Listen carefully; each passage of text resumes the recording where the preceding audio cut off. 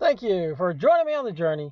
This is Completed Christianity. So, welcome back again. Another episode of Being Complete. This is our first in the Mark of the Beast series. Should be 5 videos in this. Then, after that, we'll jump into our schedule here that's on the screen that we've talked about in previous videos. So, the Mark of the Beast.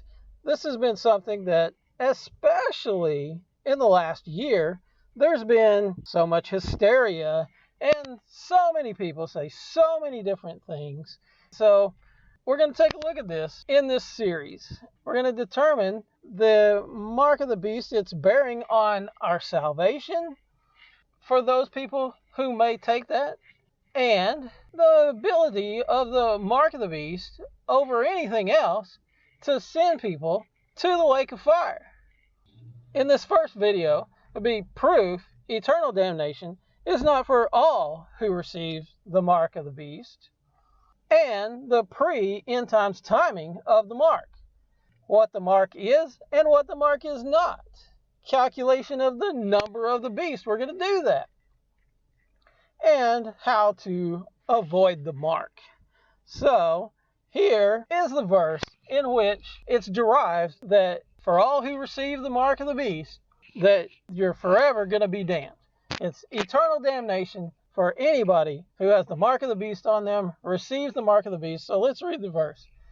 And a third messenger followed them, saying with a loud voice, if anyone worships the beast and his image and receives his mark upon his forehead or upon his hand, he shall also drink of the wine of the wrath of the mighty one, which is poured out undiluted into the cup of his wrath, and he shall be tortured with fire and sulfur before the set apart messengers and before the Lamb. So in our modern minds, this is a slam dunk. Yeah, anyone who worships the beast and receives this mark, anyone who does that is going to the lake of fire.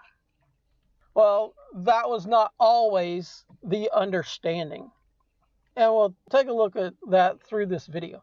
That was not always the understanding of this. Many have taken this also and said that there's no salvation for anybody who takes the mark of the beast. Then those people have committed the unpardonable sin.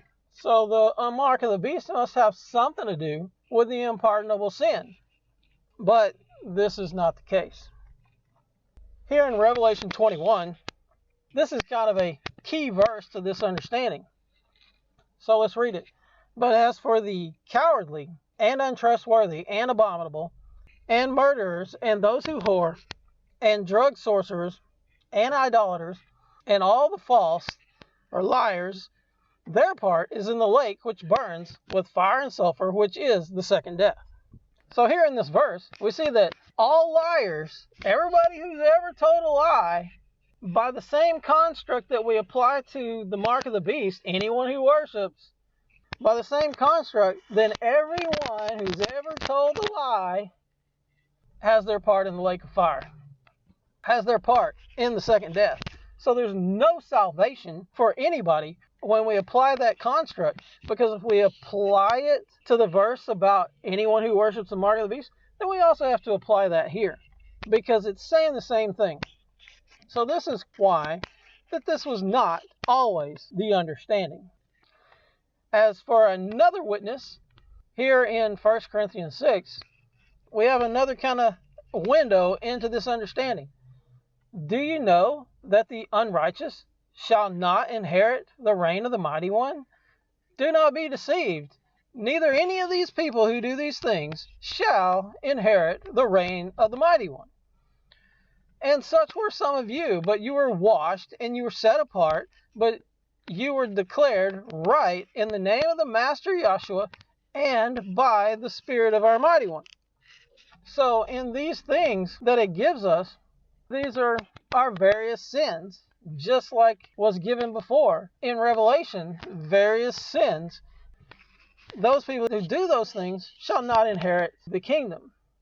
Also Galatians 5 And the works of the flesh are well known, which are these: adultery, whoring, uncleanness, indecency, idolatry, drug sorcery, hatred, quarrels, jealousies, fits of rage, selfish ambitions, dissensions, factions, envy, murders, drunkenness, wild parties, and the like, of which I forewarn you, even as I also said before, that those who practice such as these shall not inherit the reign of the Mighty One. In this, we see a couple different things. Continues on that from Revelation 21, all liars have their part in the lake of fire. Revelation 14, anyone who worships the beast and takes his mark have their part in the lake of fire. Well, not inheriting the reign of the Mighty One, that's also taking part in the second death, the lake of fire. So these things are scriptural proof that the blanket thing on the mark of the beast, that it is going to 100% send everyone to the lake of fire that takes the mark of the beast. This is just not true. So let's take a look here at Albert Barnes, Notes on the Whole Bible. Albert Barnes was basically a Protestant reformer, Bible commentary writer. Revelation 14:11, which is the verse here in question. Take a look at his understanding and look into the window of what he's saying. And is he thinking in his mind that everyone who takes the mark is forever damned?